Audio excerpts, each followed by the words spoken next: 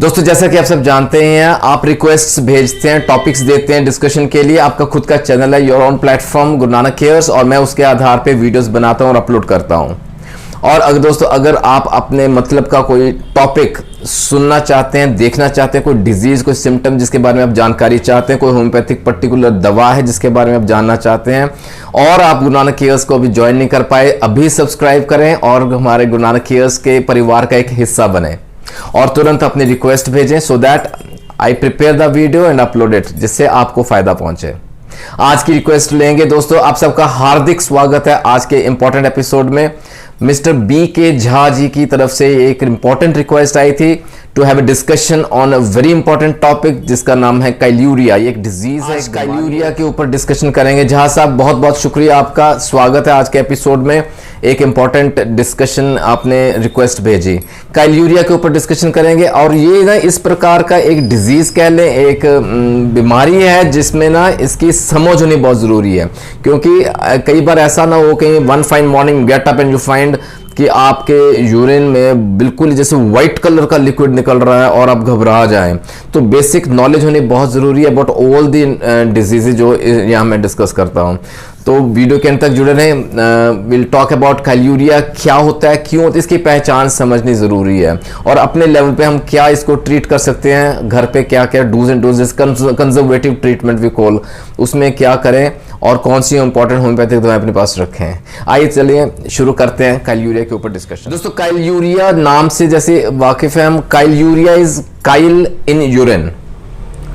हमारे पेशाब में ना काइल नामक एक कंपाउंड है, वो अगर मिक्स हो जाए उसको काइल्यूरिया कहते हैं। काइल दोस्तों, काइल बेसिकली एक फ्लूइड है फ्रॉम आवर लिम्फ नोड्स जो कि मिल्की व्हाइट कलर में रहता है, क्योंकि उसके अंदर ना फैट्स मिक्स हो जाते हैं। जो हमारे इंटेस्टाइन्स में से फैट्स निकल के इसके अंदर मिक्स हो जाएंगे, उसको वो कलर देते हैं, व्हाइट, मिल्की व्हाइट कलर देते हैं। अब इसके पीछे की स्टोरी सुने कि हमारे यूरिन में ये काइल क्यों आएगा। जो हमारे लिम्फ वेसल्स है ना बॉडी में, तो वो सप्लाई करते हैं lymph and fats to the blood stream, ठीक है। वहां से फिर वो ब्लड स्ट्रीम के through all the body parts वहां सप्लाई हो जाता है। लेकिन अगर किसी कारण से हमारी लिम्फ वेसल्स अगर प्रॉपर फंक्शनिंग नहीं हो रही, they are not functioning correctly, what will happen, ये जो लिम्फ एंड फैट्स है ना, ये वहाँ ब्लड स्ट्रीम तक नहीं पहुँच पाएंगे, और ये कहीं ना लीक हो जाएंगे, रास्ते में लीक हो जाएंगे इनटू आवर बॉडी। और अगर ये किडनी में लीक हो जाते हैं ना, तो ये यूरिन के थ्रू बाहर आ जाएगा, it will be exerted in the when mixed with urine, और वो उसको मिल्की व्हाइट कलर देता है। हालांकि ये जो काइल्यूरिया की दिक्कत है ना, ये इतनी कॉमन नहीं रहती, it is a rare problem, लेकिन कहीं ना कहीं पर्सन गेट अफेक्टेड। उसका कारण समझेंगे, इसके सिम्टम्स समझेंगे। कारण बेसिकली ना इसका पैरासाइटिक कारण भी रहता है और नॉन पैरासाइटिक भी रहता है। 95% जो पैरासाइटिक रीजन या कॉज रहता है ना, वो राउंड वॉर्म रहता है, वुचरेरिया बैंक्रॉफ्टी, फिलेरियासिस का कारण जिस वजह से वो होता है, और बाकी सब कारण रहते हैं अदर पैरासाइट्स, लाइक टीनिया हो सकता है, मलेरियल पैरासाइट की वजह से हो सकता है, टिकनोसिस से भी हो सकता है। और जो नॉन पैरासाइटिक कारण रहते हैं उसमें could be an injury to the abdomen, कहीं चोट लगे, ट्रॉमा हो गया एब्डोमेन में, या कोई इन्फेक्शन हो गई है, या अब एब्सेस बन गए अंदर एब्डोमेन के, सर्जरी हुई है, या कोई लिम्फ नोड्स हैं ना वो इनलार्ज हो गए हैं, या कोई ट्यूमर्स हैं हमारी बॉडी में, उन सब वजह से भी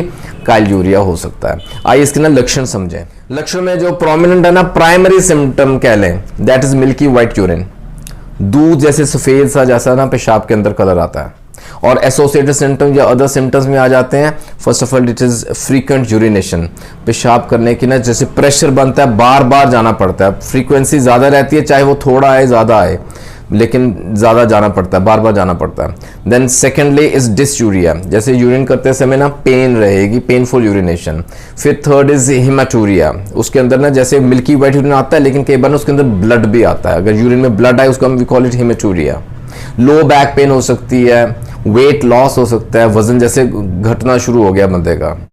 फटीग का एक सिम्टम रहता है, जैसे सारा दिन थका थका सा रहता है, चिल्स लगते हैं उसको, जैसे चिल्स महसूस करता है, ठंड लगती है उसको ज़्यादा, कमजोरी की वजह से भी हो सकता है। And then there is peripheral oedema, सूजन रहती है ऑन द पेरिफेरल, यानी कि लिम्स में, बाजू में, टांगों में ना एडीमा होना शुरू होता है, सूजन होनी शुरू हो जाती है। This are associated symptoms. अच्छा, इसको how do you find out कि ये बंदे को काइल्यूरिया? देखो, बात करने से physical examination of the urine, we call it urinalysis, वो एक लैब टेस्ट रहता है, यूरिनालिसिस विल कंफर्म द। अच्छा, फिर और डायग्नोजिंग टेक्निक्स रहती हैं, जैसे सीटी स्कैन हो गया, एमआरआई हो गई, एक्सरे हो गया, अल्ट्रासाउंड सोनोग्राफी हो गई, जिसमें ना अंदर का कारण पता चलता है कि वाकई में ये काइल्यूरिया हुआ है। आइए ट्रीटमेंट की बात करते हैं। शुरू में मैंने ना कंजर्वेटिव ट्रीटमेंट की बात की थी कि अपने लेवल पे हम घर में अपना ख्याल कैसे रख सकें। अगर किसी को ये दिक्कत है, ये डायग्नोज हो गया, ये सिम्टम्स, अर्ली सिम्टम्स आने शुरू हो गए, अब हमें नॉलेज है काइल्यूरिया की, हमें समझ आ गई कि ये सिम्टम्स है, तो it could be a possibility chyluria है। तो उसमें क्या करें? सबसे पहले तो what at our own level we can do is take plenty of rest, आराम करना जरूरी है। सेकेंडली, फ्लूइड इनटेक बढ़ाएं, तरल पदार्थों की मात्रा का सेवन ज़्यादा रखें अपनी डाइट में, ठीक है, लिक्विड डाइट ज़्यादा रखें। थर्ड इज़ वेरी इंपॉर्टेंट, जो कि ना फैट कंटेंट कम रखें अपनी डाइट के अंदर, फैट्स को कम से कम लें, सो दैट काइल ही कम बने, काइल ज़्यादा ना बने, है ना। और इसमें मैं आपको बताऊं, like per day don't go beyond 25 grams of fat, 25 ग्राम से ज़्यादा फैट ना सेवन करें, कम रखें उसको। अच्छा, फिर सवाल आता है कि फिर खाएं क्या? द फूड्स टू ईट, ये भी बड़ा ख्याल रखने वाली बात है, जिसमें लो फैट हो, प्रोटीन मात्रा ज़्यादा हो सकती है। इसमें ना टोफू है, लो फैट डेयरी प्रोडक्ट्स हैं, वो हम ले सकते हैं। लेंटिल्स हैं, बीन्स हैं, बीन्स में भी ना लोबिया, राजमा, चने, ये हम कंज्यूम कर सकते हैं, इन सब की सब्जी दाल बना के यूज़ कर सकते हैं। और जो लोग फिश खाते हैं, फिश कैन बी कंज्यूम्ड, और सीड्स एंड नट्स, ये अपनी डाइट में इंक्रीज करें। आइए, बहुत इंपॉर्टेंट चुनिंदा टॉप की 5 दवाएं आपके सामने रखता हूं दोस्तों। Again I would say homeopathy में आए, तुरंत आए, जितनी जल्दी आए उतनी जल्दी आपको रिलीफ मिलेगा, आराम मिलेगा। Chyluria is treatable, it is manageable, इसका ट्रीटमेंट पॉसिबल है, इसका क्योर पॉसिबल है। टॉप की 5 दवाएं आपके सामने रखता हूं, again based on the symptoms, लक्षणों के आधार पे दवाओं का चयन किया जाएगा, अपने डॉक्टर की सलाह लेके ही कोई दवा चूज कीजिएगा। सबसे पहले सबसे महत्वपूर्ण दवा that is phosphoricum acidum, we also call it acid phos, acidum phosphoricum कहते हैं। बहुत ही आई वुड से इंपॉर्टेंट यहाँ रामबाण दवा, यहाँ ना प्राइमरी जो सिम्टम था उसका ख्याल रखती है फॉस्फोरिकम एसिडम। वो क्या था सिम्टम? वो था मिल्की वाइट यूरिन। तो इसमें ना अगर यूरिन इस प्रकार का रहता है, ऐसा लगता है जैसे कि ना cheesy milk was stirred in the urine, दूध का जैसे बिल्कुल सफ़ेद, जैसे पनीर जैसे घोल के डाल दिया गया हो। सेकेंडरी और सिम्टम जैसे ना, जैसे कि आटा बीच में घुल गया हो, फ्लोर आके अंदर घुला हुआ, इस प्रकार का, उसके अंदर ना सेडिमेंट्स दिखते हैं, white particles are observed in the urine. अगर ये सिम्टम्स हैं तो फॉस्फोरिक एसिड जरूर देंगे।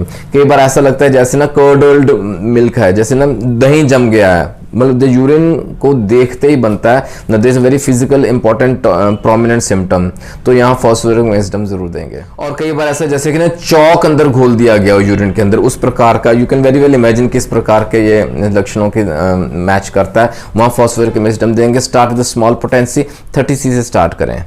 सेकेंड इंपॉर्टेंट रेमेडी इज सिना। सिना यहाँ याद आती है क्योंकि काफ़ी हद तक ना पैरासाइट्स की इन्फेक्शन को ये कंट्रोल करती है। सेकेंडली, कई बार ऐसे सस्पेंडेड वाइट पार्टिकल्स रहते हैं इन यूरिन, अगर ऐसा कुछ रहता है तो cina is an important remedy. Again start with 30 C, दिन में 2 से 3 बार दे सकते हैं। थर्ड इंपॉर्टेंट रेमेडीज यहीं साथ ही आ जाती है, दैट इज हेपरसल्फ। हेपरसल्फ इन्फेक्शंस के लिए बहुत अच्छी दवा है दोस्तों। यहाँ भी ना, जहाँ again the same symptom comes to mind कि जो वाइट पार्टिकल्स सस्पेंडेड हैं, सेडिमेंट जैसे अगर वो रखें ना यूरिन को किसी बर्तन में, जैसे किसी फ्लास्क में या ग्लास में, तो वो नीचे बैठ जाते हैं white particles. Hepar sulph can help us here. 30 C दिन में 2 से 3 बार दें। अच्छा, फिर एक सिम्टम था मिल्की वाइट यूरिन रहता है, लेकिन कई बार ना ब्लड आता है, खून आ सकता है उसमें, हीमेटूरिया। अगर ऐसा कुछ सिम्टम है, kali bichromicum can help us. Single best medicine है, 200 सी में 2 से 3 खुराकें दें, लगातार कुछ दिनों के लिए दें, you will find relief in chyluria. अच्छा, फिर एक और इम्पॉर्टेंट सिम्टम था कि फ्रीक्वेंसी यूरिनेशन की ज़्यादा है। कई बार ऐसा होता है दोस्तों कि ना बार बार अर्ज होती है, पेशाब करने की अर्ज होती है, इच्छा प्रकट होती है, बंदा जाता भी लेकिन बहुत कम आता है, और वो आएगा, वो मिल्की वाइट आएगा। So very little urine is passed but the frequency is more. Apis mellifica, a very important remedy, 30 C is sufficient to start with। और जो इडीमा जैसे पेरिफेरल इडीमा के केसेस हैं ना, वो भी सिम्टम था, it will also take care of that. Apis mellifica 30 C दिन में 2 से 3 बार दे सकते हैं। कई बार ऐसा देखा गया दोस्तों, काइल्यूरिया ना बंदा सफ़र करता रहता है, he doesn't come to know, और जब डायग्नोज होता है बहुत लेट हो जाता है, तो ट्रीटमेंट कहीं कहीं से स्टार्ट करते हैं तो बहुत लंबा चलता है। Come to homeopathy, I will say again sooner the better. अपने होम्योपैथिक फिजिशियन की सलाह लेके कोई दवा का यूज़ करें, उसको प्रयोग में लाएं और जुड़े रहें गुरु नानक केयर्स के साथ for more such informational videos. अपना ख्याल रखें, जल्दी मिलेंगे अगले वीडियो में। Take care, God bless.